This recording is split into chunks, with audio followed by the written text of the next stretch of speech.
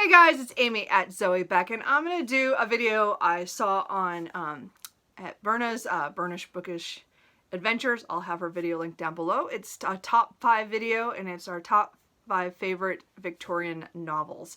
So I have been meaning to do something more Victober this month, just hasn't happened. It's been a really busy work month.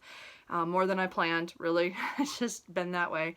So I thought I would just talk about my top 5. So again, this is an ever-changing list. Some years I have added new books. But again, there's just the top 5. So they have to be really good to pretty much crack the 5, which is kind of how that's supposed to go. So anyway, I'm going to go through from 5 to 1 and then, you know, just talk about them a little bit. So my number 5 one is kind of the weird one on this list because I've not read this in decades. I read this in high school, but I have such a fond memory of it, and I do want to reread it because I just finally got a copy. Never owned one because I'd already read it, you know, for years.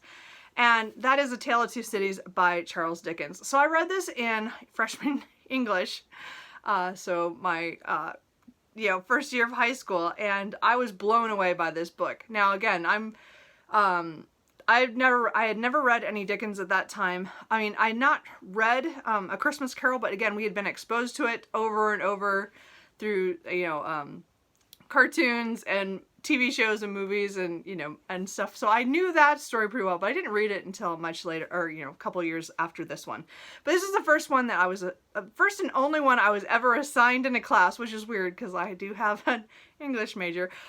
But so I have very fond memories of this. This is actually one of my first historical fiction books that I read as well. So that was kind of my start of finding out that I liked those. So this takes place around the French Revolution, and we see a few people who are from England as well as then in France. And I don't remember, like I said, I don't remember the whole details about this. This is more of an emotional feel of how this is one of my favorite Victorian books, because I still remember how I felt by the end of the book. So again, it has one of the best first lines of the book, you know, it was the best of times, it was the worst of times. And then the end of the book is just amazing, and wow, I'm still blown away all these years later. I do want to reread this, but I have that feeling that I should read more Dickens, like finish more of his oeuvre before I go back and read this, but I might just break and finally do it now that I have a copy. So anyway, this is number 5 because I still have such a strong reaction to this. I don't know how I'll feel about it when I reread it, if I will love it as much as I did when I was 14, but I'm willing to try that, but I still think it's number 5 on my list. So number 4 is Jane Eyre by Charlotte Bronte. I have a lot of fond memories of this one as well. I didn't actually finish this book until my early 20s. I had a friend who, though in high school, read me the first, oh, I don't know how many chapters. She read me the beginning, at least the first 130 pages, you know, like over and over when we would make chocolate chip cookies. For some reason, that was our thing. I had to make them for things for my dad's, like hunting and fishing trips. I would make a double batch of chocolate chip cookies, and she would come over and read me Jane Eyre. I don't know why, when we started doing that, but it was mostly through high school. Anyway, so Jane Eyre, of course, follows an orphan who has to go to a horrible school, which, of course, right now I've blocked out the name, Lowood. And then, so we get her childhood and then on as she gets older and goes off to be a governess. And again, I really enjoy this. I don't have the love of it as some people do, because again, it's not my favorite Victorian, but it still holds a place in my top 5 because there are memories associated to it, and I do really enjoy this book. I am really looking forward to a reread of this. I haven't reread it. It's probably been about, might be over 10 years now. I don't know. It's been a long time, and I almost joined the read along that is being put on by Kate Howe and Emily of Novels, but I just couldn't get myself to add another book on my TBR. But Jane Eyre is a book that I really enjoy for atmospheric reasons, as well as, you know, some memories. Anyway, so this is my number 4.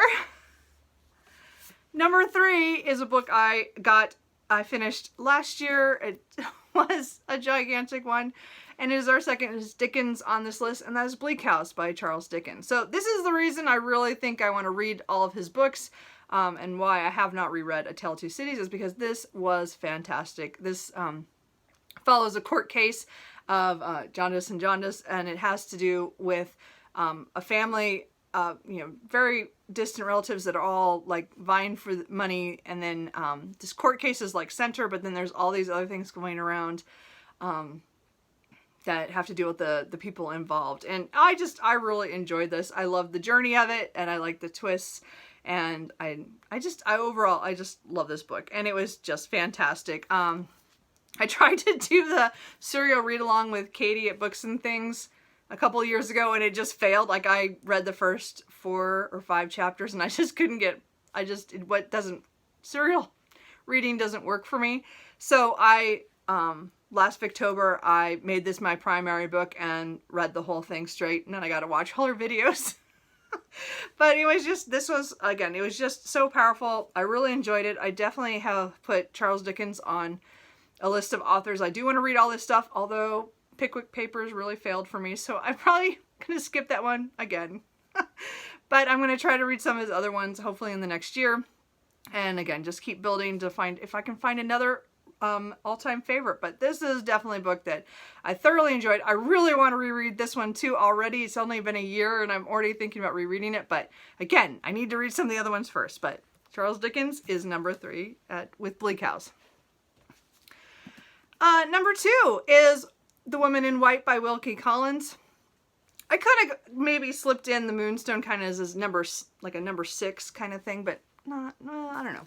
I'd have to really think about that. But Wilkie Collins is definitely becoming one of my favorite Victorian authors. I've read quite a few of his shorter works now, and I'm working, and again, I've read this one and The Moonstone, and I want to read more and more. I own at least 7 or 8 books of his that I still need to read. So I'm definitely actively trying to read more of his books. The Woman in White was the first one I picked up, I think in my first year of Victober, which was 4 years ago.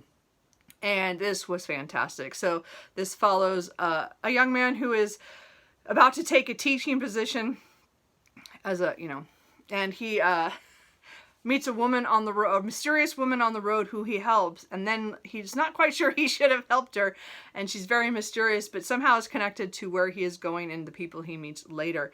And this has one of the best villains ever. I just love him. Anyway, and then it was just so much fun. It was just a romp. It was just twisty turny, and I never knew where this was going.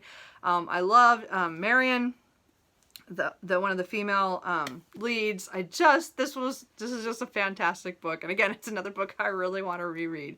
But as I said, I have like 8 books of his on my TBR that I would like to read as well. So we'll get around to rereading this at some point. But I would definitely say this is my number 2 book in the Victorian era. And then number 1 is maybe not a surprise, or maybe it is. I don't know, but North and South by Elizabeth Gaskell is my favorite Victorian novel at this point. So I read this a couple years ago for the first time, not in Victober, but then, but I had heard about it, and that was my first really exposure to her. I'm still really mad that I was not told about her in my college years when I was studying English. I totally would have changed my focus probably if I had read something like this, and it kind of upsets me actually a lot. So, but North and South is loosely termed kind of an industrial Pride and Prejudice. We're following a family that goes from the south of England to the north of England, and then they're learning about new, the way that the towns, people are different from the north and south, and how socially things, big issues as in with industrialization and with mills and mill owners and people who in strikes and things like that. And Margaret Hale and John Thornton are some of my favorite characters of all time now. I have already reread this. I mean, I listened to an audiobook of it last December, and I'm already planning to probably listen to it again in this December if I have a chance. I love this book, and I am scared to watch the BBC miniseries, so convince me to watch it, but I do have it. I did get it. but I haven't watched it yet. But this is my favorite book. And again, and it's not because it's like kind of like Jane Austen, because it's not. It is so different, and I just found it was such a twist on the social issues that I was not expecting. Like, I didn't realize how deep it would get into that. I didn't realize how much I would like all the side characters and their stories and get to know them.